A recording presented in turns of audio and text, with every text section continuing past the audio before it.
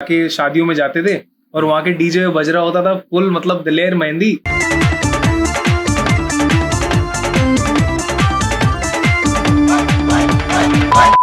Jazzy B, जैसे doctor juice, ये लोग थे जिन्होंने एक ना उसको एक इंटरनेशनल टच दिया।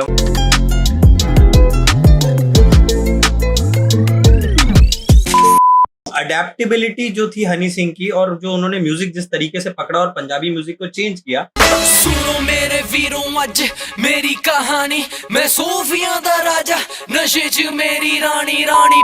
मतलब मुझे अभी समझ नहीं आ रहा कि दिलजीत दोसांझ और करण औजला ने क्या कर रखा है भाई।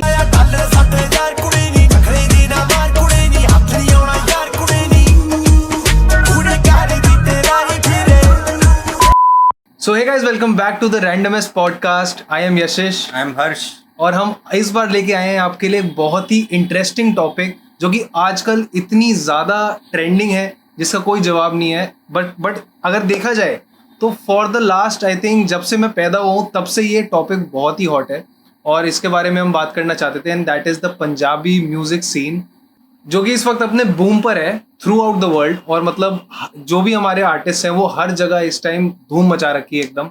तो उसके बारे में हम बात करना चाहते थे, और उसके बारे में बात करने के लिए सबसे पहले we wanted to explore the roots of it. So to know the entire scene हम बात करेंगे पहले से अर्ली 2000 से लेके आगे तक की क्या क्या चेंजेस आए पंजाबी म्यूजिक इंडस्ट्री में, कौन कौन आर्टिस्ट थे, उन्होंने कैसे कैसे इस इंडस्ट्री को अभी तक इस जगह पे जहाँ पे वो है, जो कि अब इंटरनेशनल हो चुका है, कैसे लेके गए। Which is an amazing journey जो हमने रिसर्च करी है काफ़ी, और हमने देखा कि कैसे इंडस्ट्री में कितना बूम आ चुका है और उसकी वजह से इंडिया का नाम, पंजाब का नाम कितना आगे चला गया है। तो भाई सबसे पहले जो अगर मुझे एक इंट्रोडक्शन ऑफ पंजाबी म्यूजिक अगर मैं बताऊं तो वही है यार कि जब बचपन में जाके शादियों में जाते थे और वहाँ के डीजे में बज रहा होता था फुल मतलब दिलेर मेहंदी, बोलो तारा रारा। और भाई मतलब लिटरली उन जो म्यूजिक की एक वो है ना मतलब वाइब है। हाँ। और आई थिंक उस टाइम पे तो कोई वाइब की बात ही नहीं करता था, बट जो एक्चुअल लोग एंजॉय करते थे ना वो वही म्यूजिक था भाई। पूरा फील वाला म्यूजिक था और Exactly. मस्त होके नाचने वाला म्यूजिक। अभी तो फिर भी एक सर्टेन ट्रैक बन गया है एक तरीके से, बट लेकिन पहले तो था कि बस खुल के भाई नाचो, अपने मस्त मजे करो लाइफ के। वो बेस्ट टाइम था मेरे हिसाब से तो। और मतलब दलेर मेहंदी हो गए, गुरदास मान हो गए, बब्बू मान हो गए, हरभजन मान हो गए। लिटरली मतलब अगर उनको आज भी जाके तू देखेगा पंजाब साइड में, इनफैक्ट यहाँ पे भी, तो तेरे को हर गाड़ी के पीछे उनके एक स्टिकर लगा हुआ मिलेगा ही मिलेगा। तो अगर हरभजन मान की हम बात करें तो उनका चिट्ठिए नहीं चिट्ठिए, मतलब ये बड़े, अब उस टाइम का मेरे को रिकॉल इतना थोड़ा बहुत ही रिकॉल है, लेकिन ये जरूर उस वक्त नहीं पता था हरभजन मान कौन है, बब्बू मान कौन है। बब्बू मान का सोंधी चढ़ी भाई आज तक भी चलता है, तो अपने आप ही ऐसे हाथ उठ जाते हैं। वही भाई। और गुरदास मान की बात करें तो मामला गड़बड़ है, दिल द मामला। तो मामला तो हर चीज में है, लेकिन मामला सेट था भाई पहले, बहुत मतलब अलग ही लेवल का था, और वो आज तक भी है। मतलब अगर हम पंजाब की बात करें स्पेसिफिकली, भाई इन लोगों को वहां पे पूजा ही जाता है। हाँ। मतलब हर चीज में, मतलब पॉलिटिकली अगर जनरली लोगों में जो रिस्पेक्ट है वो आज तक भी उतनी ही बनी हुई है, चाहे वो मतलब उस चीज को 25-30 साल हो चुके हैं, तब तक भी आज तक भी लोग उनको उतना ही रिस्पेक्ट करते हैं। और गुरदास मान साहब से तो मैं मिला हूँ एक बार, आई वॉज लकी इनफ। तो बड़े ही यार हम्बल वगैरह, क्योंकि म्यूजिक इवेंट्स वगैरह में रहा हूँ, तो उन्हीं लोगों के बीच में जिनमें सारे नए आर्टिस्ट थे, उन्हीं के बीच में वो भी थे। मतलब आपको डिफरेंस दिख जाता है, वो एवरग्रीन बंदा, वो एवरग्रीन सॉन्ग्स एंड एवरीथिंग ना, वो दिखता है अलग। करेक्ट। मतलब हम उस स्टेज पे हम्बल होना बहुत इंपॉर्टेंट है आई थिंक। उसके बाद अगर बात की जाए तो वो वाला यार कोर पंजाबी म्यूजिक था, मतलब जिसमें आपकी तुम्बी बज रही है, आपका ढोल बज रहा है, ठीक है। बट उसके बाद जो एक ट्रांजिशन आया ना, आई थिंक वो कुछ आर्टिस्ट ऐसे हैं जैसे जैजी बी, जैसे डॉक्टर ज्यूस, ये लोग थे जिन्होंने एक ना उसको एक इंटरनेशनल टच दिया, मतलब एक हिप हॉप से उसको फ्यूज किया और पंजाबी म्यूजिक को। ये पंजाबी म्यूजिक थोड़ा यूके ट्रैवल किया, जहाँ पे जैजी बी का काफी थोड़ा नाम चला। जैजी बी, डॉक्टर ज्यूस, इन लोगों ने मतलब एक यूके से रिलेटेड उनकी ना मतलब वो प्रोडक्शन क्वालिटी भी अपनी अच्छी लेके गए थे वो म्यूजिक वीडियोस में भी। और उसके बाद से जो एक ट्रांजिशन आया ना, आई थिंक वो थोड़ा सा ग्लोबली सब लोग जानने लगे कि हाँ Punjabi music is also a thing, जो कि मतलब जिसको इंटरनेशनली एक रिकॉग्निशन मिल सकता है। और पंजाबी म्यूजिक को हमेशा से जो एडवांटेज रहा है, जो अभी तक भी है, वो ये है कि उनकी जो बीट्स वगैरह हैं वो बाहर के लोग बहुत इजीली पिक कर लेते हैं। करेक्ट यार, वो मतलब हम लोग भी, जैसे अगर किसी को अब थोड़ी बहुत चलो समझ में आती है पंजाबी, लेकिन अगर पहले बचपन में नहीं भी समझ आती थी तो वो बीट्स पे डांस हो जाता था। आई थिंक उस टाइम पे जो वो एक रिकग्निशन मिला था ना, मतलब अभी के कंपैरिजन में तो वो उतना ज्यादा नहीं था, बट उस रिकग्निशन से बॉलीवुड ने भी उसको एक्नॉलेज किया था। और Bollywood उस टाइम पे भी काफी ऐसे सॉन्ग्स इंटीग्रेट हुए थे into Bollywood right from Punjabi industry. और उसका वहां से आई गेस ट्रैवल चालू हुआ इंडिया से बाहर भी होने का, जैसे सऊदी में गया हाँ। तो वहां पे ये स्टार्ट होने चलने लगा। थोड़ा बहुत मैंने सुना जर्मनी हॉलैंड वगैरह में भी ये म्यूजिक थोड़ा सा फैलने लगा धीरे Correct, धीरे। correct. I think और मतलब उस टाइम पे फैलना जब सोशल मीडिया इतना एक्टिव नहीं है, ये एक बहुत बड़ी बात थी। और बात ये थी कि उसके बाद जो लोग आए, जैसे हम नाम सुनते हैं हनी सिंह का स्पेशली, अगर बहुत उन्होंने फेमस किया गाने, भाई तो एक चीज वो अडेप्टेबिलिटी जो थी हनी सिंह की, और जो उन्होंने म्यूजिक जिस तरीके से पकड़ा और पंजाबी म्यूजिक को चेंज किया, तो वो और ज्यादा बाहर फैलने लगा। भाई हनी सिंह तो एक ही चीज के लिए फेमस हुए थे सबसे पहले, Honey Singh. टंग टंग टंग। देखो But किसी भी हाँ, चीज के लिए फेमस हाँ हुआ, लेकिन भाई। यार उनका वो मतलब- जो एरा था उनका। हाँ, मैं बोलूंगा वो जो एक गाना था ना जिसने हनी सिंह का पूरा इनफेमस किया है, उसी ने उनको सक्सेस भी दिलाई थी मेरे हिसाब से यार, पता नहीं बट मतलब ठीक है, सक्सेस के अलग अलग मायने हो सकते हैं, ये भी एक था। हाँ यार, बट फिर भी मतलब उसके बाद आई नो मतलब काफी अच्छे गाने भी उन्होंने बनाए, और वहां से आई थिंक एक ट्रांजिशन आया टू, मतलब इससे पहले पंजाबी म्यूजिक तो था, बट वो एक रैप को वहां से ज्यादा रिकग्निशन मिला कि पंजाबी रैप और ये सब अगर तो हम देखा जाए डेफिनेटली कह सकते हैं कि रेवोल्यूशन स्टार्ट हुआ उनसे, और वहां से फिर नए नए आर्टिस्ट निकले जिन्होंने उनको फॉलो किया, और फिर हम आज देखते हैं कि भाई कितने सारे लोग वो सब फॉलो कर रहे हैं, करेक्ट। और उसके अराउंड गाने बन रहे हैं, और जिसको हम पंजाबी म्यूजिक कह सकते हैं, which is not traditional Punjabi, लेकिन हाँ पंजाबी रैप। मतलब जैसे अमरिंदर गिल है, उस टाइम पे मतलब एक वो भी अपने लिए उन्होंने बहुत एक अलग रेवोल्यूशन और एक अलग टाइप ऑफ म्यूजिक उन्होंने एक्सप्लोर किया, जो सबने रिलेट भी किया। आई थिंक जो कॉलेज उस टाइम पे जो कॉलेज स्टूडेंट्स थे, और इनफैक्ट मैं बोलूंगा स्कूल स्टूडेंट्स भी थे, उन्होंने भी मतलब उन गानों से बहुत रिलेट किया। हाय मेरा दिल, हाय मेरा दिल भाई। आज तक भी सुन लेते हैं तो हाय मेरा दिल ही हो जाता है। हाय मेरा दिल ही हो जाता है, और चाहे कोई दिल में हो ना, हाँ। बट दिल अपने आप टूट जाता है। हाँ, बस वही वाली बात है। तो अमरिंदर गिल की बात बड़ी अलग है अगेन, कि बड़े ही एवरग्रीन सिंगर हैं, अभी तक भी लोग इतना फॉलो करते हैं, और भाई बहुत बढ़िया आवाज और क्या चीज। तो ये दो सेगमेंट है, मतलब एक तरीके से दो ब्रांचेस हैं of a tree Punjabi music में, जहाँ पे एक हनी सिंह टाइप का एक म्यूजिक चला जो उन्होंने सब मिक्स करके रैप टाइप बनाया, और एक अमरिंदर गिल जैसे लोग हो गए जिन्होंने बड़ा ही ट्रेडिशनल पंजाबी म्यूजिक को आगे बढ़ाया। तो ये बहुत ही एक इम्पोर्टेंट कंट्रीब्यूशन था दोनों साइड से।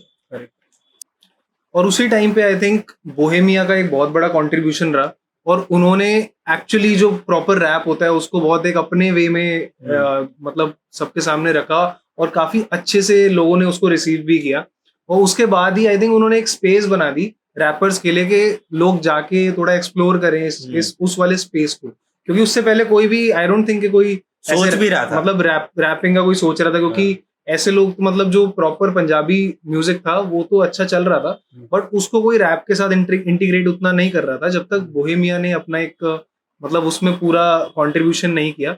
उसके बाद फिर आई थिंक हनी सिंह और ये सब आए। मतलब ये है कि पंजाबी म्यूजिक काफी ओपन हो गया हाँ। फ्रॉम वेरी ट्रेडिशनल रूट्स, जहां से वो आया था, जिस टाइप का प्रॉपर देसी हमारे पंजाबी गाने होते थे, चाहे उसमें रोमांटिक हो, चाहे वो फन हो, या हम दिलेर मेहंदी की जो हमने बात करी।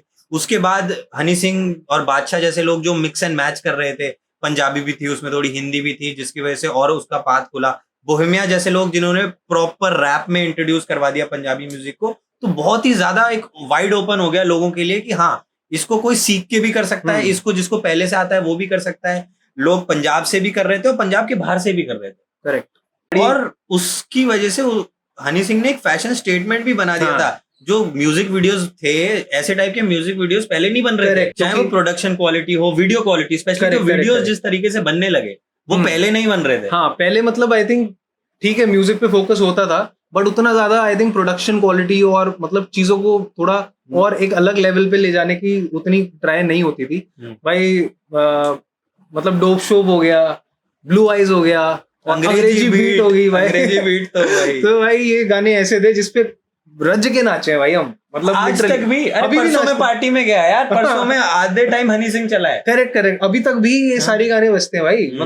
मतलब बादशाह के भी बहुत अच्छे गाने रहे हैं यार, मतलब डीजे वाले बाबू। उसके बाद थोड़ा पिकअप बादशाह नहीं किया, ऑफ कोर्स अभी तक भी जो बीच का जो गैप रहा है हनी सिंह का, वो बादशाह ने फिल किया। करेक्ट।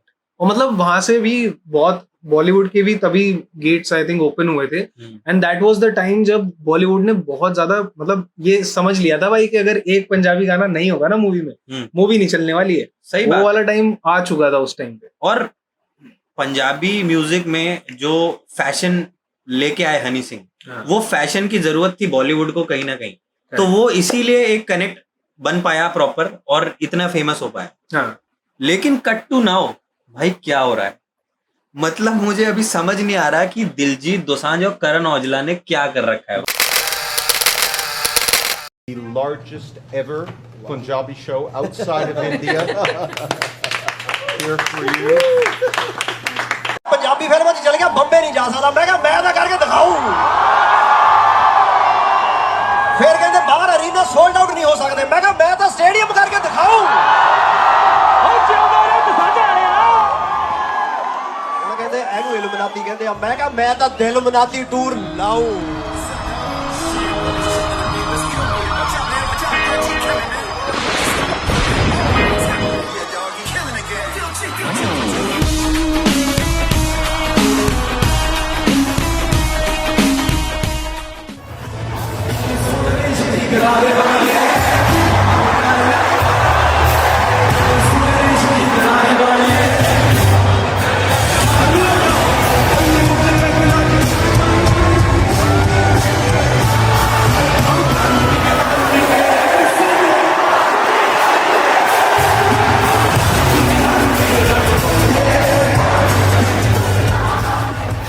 भाई अभी तो लिटरली ऐसा क्रेजी सीन है ना, मतलब तुम कहीं पे भी देखोगे, और मैं कहता हूँ दुनिया के किसी भी कोने में जाके अगर बोलोगे ना भाई पंजाबी सिंगर कोई पता है, तो पहला आएगा दिलजीत और फिर आएगा करण औजला। और मतलब यार एज क्या है भाई, मुझसे 2 साल छोटा है भाई। भाई करण औजला तो भाई लिटरली यार मतलब बंदे ने क्या किया है।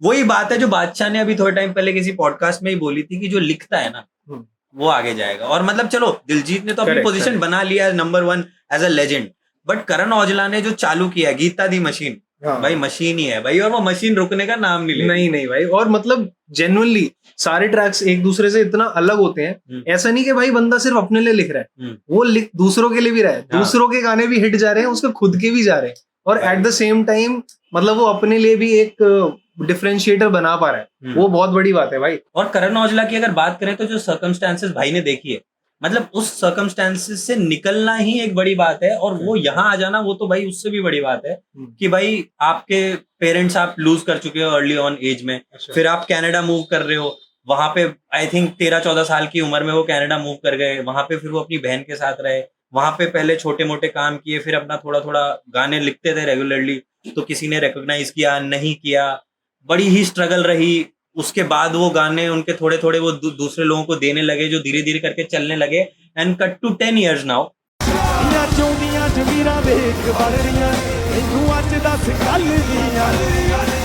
कदे कदे छेवी नूं चलावा गोली एक जट दियां 5 जदों खेत दिखिया ते आपां जदों मिली महबूबा ते ओवरऑल तां हालात आप रोटी पक्की नहीं मिली ते आपां लाउणी सिख ली।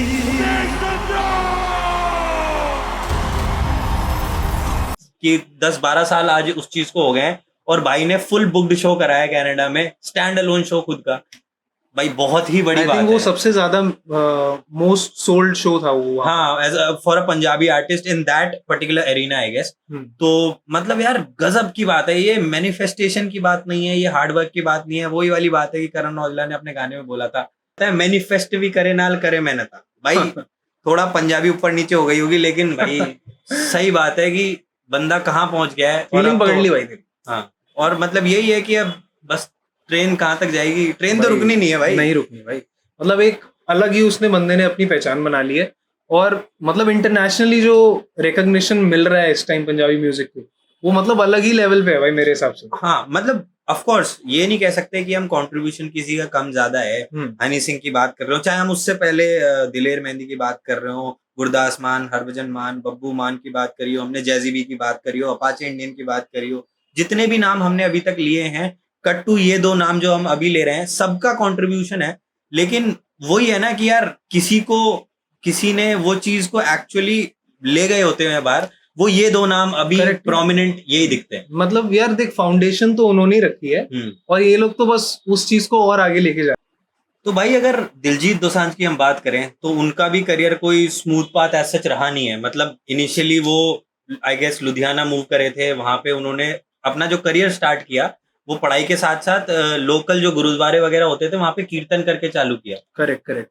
आई थिंक उन्होंने एक इंटरव्यू में ये चीज बोली भी थी कि जो वो गुरबानी करते थे वहीं से उनको अपना पर्पस भी उन्होंने फाइंड आउट किया और ये सोचा कि भाई हाँ मैं मतलब सिंगिंग की तरफ जा सकता हूँ। एंड वहां से फिर उन्होंने स्टार्ट किया, कुछ अपने छोटे छोटे गिग्स किए और 2002 में उन्होंने अपना प्रोफेशनल करियर स्टार्ट किया, जहाँ से फिर स्पेसिफिकली उनकी 2 एल्बम आई थी, स्माइल और चॉकलेट, करीबन 2005 से लेके 2008 तक, जब वो एक्चुअली फेम उन्होंने देखा। चॉकलेट से याद आया गाइस, वीडियो देखो चॉकलेट का आप रिकॉग्नाइज नहीं करोगे कि दिलजीत दोसांझ है वो। भाई मतलब तुम्हें पता ही नहीं चलेगा। चंडीगढ़ विच कुड़ी मिली चॉकलेट वर्गी। भाई अगर तुमने पहचान लिया तो तुम्हें 100 रुपए इनाम है। हाँ। और ये देगा वो, मैं नहीं दूंगा, मैं ठीक दूंगा है? गाइस, मैं दूंगा, मेरे से मिलना आके। बट भाई लिटरली मतलब वो अनरिकग्नाइजेबल है बंदा। और आई थिंक उससे पता चलता है कि उसने कितना खुद को भी ट्रांसफॉर्म किया है हाँ। और चीजों को भी ट्रांसफॉर्म किया है यहाँ तक पहुंचने के लिए। और उसके बाद आई थिंक जो एक एल्बम आई थी हनी सिंह के साथ जिसका गाना था मित्रानु आज गोलियां चलावना, हाँ भाई भाई उससे फिर आई थिंक वो और फेम मिली। एंड वहां से आगे बढ़ते हुए आई थिंक 2015-16 के आसपास जब उड़ता पंजाब आई और एक्चुअली लोगों ने वो कितना स्पेसिफिकली एक्टिंग में भी कितना ज्यादा वर्सेटाइल है, हाँ, वो भी मतलब पता चला। उस बंदे की वर्सेटैलिटी ही वहां से पता चली कि अब तो ठीक है बॉलीवुड में सिर्फ म्यूजिक आ रहा है, वही वाली बात नहीं है, लेकिन एज एन एक्टर इतना पसंद हाँ, किया जा रहा है। correct. अभी जो करीना कपूर वगैरह के साथ मूवी करी उन्होंने, भाई मतलब चमकीला में जो काम है दिलजीत का, हाँ मतलब वो Amazing. He looks like a proper actor. तो मतलब एक्टिंग में इतना अच्छा करना। और फिर मैं दिलजीत का एक कंट्रीब्यूशन बहुत ज्यादा मानता हूँ कि भाई वो जो उन्होंने उनके पॉडकास्ट वगैरह में भी मैंने देखा है कि भाई पंजाब की एक इमेज है जो बहुत पहले से चलती आ रही है कि भाई ठीक है इन लोगों को, उन्हीं के वर्ड्स हैं कि इन लोगों को कपड़े पहनना नहीं आता, ये नहीं आता, वो नहीं आता। फिर वहां से उन्होंने दिखाया कि भाई मैं देखो मैं पहन के दिखाता हूँ कपड़े, और भाई ऐसे ऐसे ब्रांड ऐसे ऐसे स्टाइलिंग की, मतलब बेलेंशियागा, लुई विटॉन, मतलब सब कुछ मतलब। और मतलब सिर्फ नॉट जस्ट ब्रांडेड कपड़े पहनना, किस तरीके से कैरी करना, करेक्ट, उसको कैरी कैसे करना है, फैशन सेंस एक्चुअली कैसा दिखता है। मतलब यार बहुत लोग होते हैं जो अच्छे से अच्छे या महंगे से महंगे कपड़े लेकिन जचता नहीं है। हाँ, जचता नहीं है। मतलब दिलजीत दोसांझ पे मैंने आज तक ऐसा कुछ नहीं देखा जो उन पे नहीं जचता भाई, मतलब लिटरली। हाँ। और उसके बाद अब देखो, अब तो जो नाम वो कर ही रहे हैं।